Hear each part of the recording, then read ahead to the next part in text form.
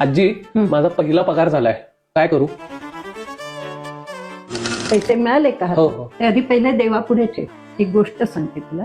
एका व्यक्तीला एका माणसाने विचारलं होतं की तुला किती पैसे मिळतात, तर तो म्हणाला मला मिळतात 4 पैसे. तर तो म्हणला तू 4 पैशांचं काय करतोस? तर म्हणला 1 पैसा मी ऋण फेडतो, 1 पैसा मी उडवतो, 1 पैसा मी लावतो आणि 1 पैसा मी शिल्लक ठेवतो. अशा त्या 4 पैशांची माझी वाटणी असते. हेच 4 मुद्दे लक्षात ठेवून तू तुझ्या पगाराची वाटणी कर.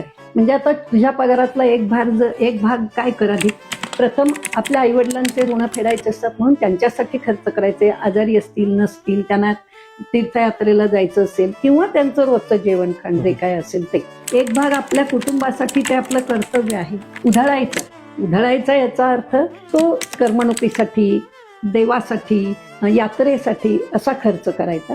आणि एक भाग हा पुढच्या आयुष्यासाठी त्यातला शिल्लक ठेवायचा. म्हणजे दरवेळी पगार झाला की पहिले काही पैसे सेव्हिंग करायचे.